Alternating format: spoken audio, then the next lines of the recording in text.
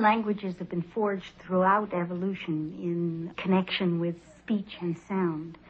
And in fact, the very concept of language is thought to be intimately connected with sound. Until recently, there's been no other way to investigate the nature of language.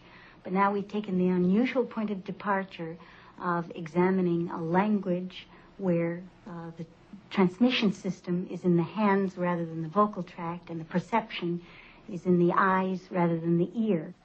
It's true, Ursula. Every time I see Dr. Ruth on TV, I think it's you. You look just like her. It's really amazing. Doesn't she look just like Dr. Belugi has become an expert in the sign languages of the deaf.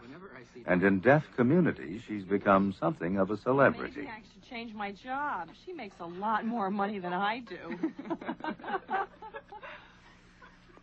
Belugi studies American Sign Language for what it can tell us about all human language. We began our studies by wanting to look at the gesturing that deaf people do among themselves in its purest form, that is separate from the language of the surrounding community.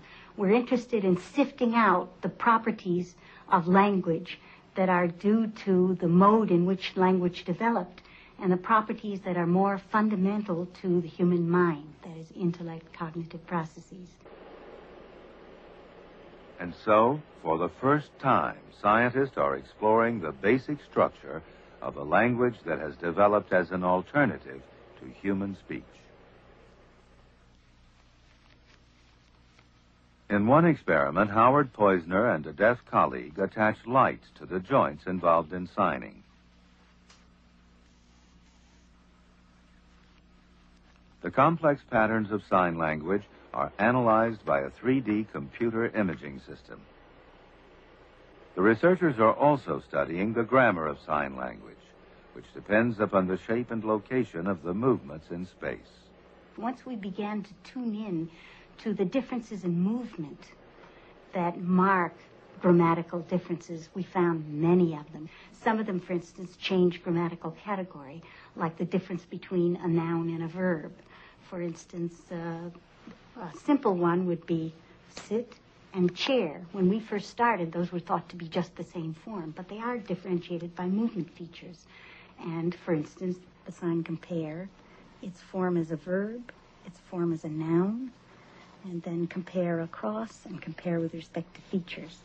Here's a derivational distinction: measure and the activity of measuring. Pretty, vain. Church, pious, narrow-minded. When we first began our studies, there was no indication that that American Sign Language had any aspect of what we know as grammar. In fact, for the first several years, we didn't think so either.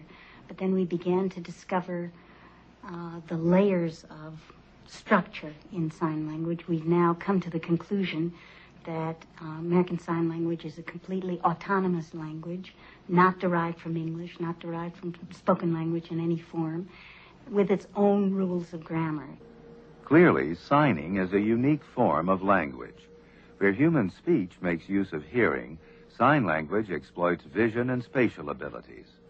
So are the brains of deaf people organized differently from those of hearing people because of the differences in their language? As this deaf volunteer reads computerized signs, her brain is being monitored. She's nice and relaxed, not moving her eyes at all. Hi, Ursula.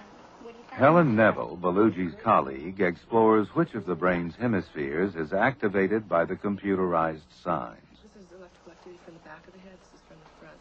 And the left hemisphere is in black, the right hemisphere in blue. In most normal hearing adults, the left hemisphere plays a greater role in the production and comprehension of language.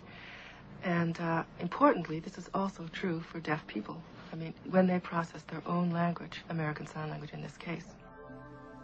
In most people, the brain's right hemisphere handles the perception of motion. So shouldn't the right hemisphere process signs? But Neville has found that sign language is just like spoken language. It's processed in the left hemisphere.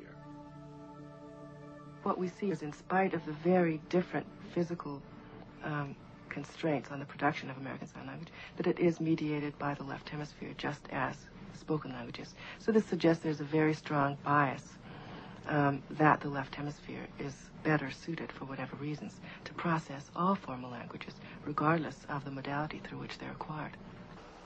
These are your brain waves, and if you The look fact here, that the you left can see them. hemisphere generally handles all human languages shows just how important language really is.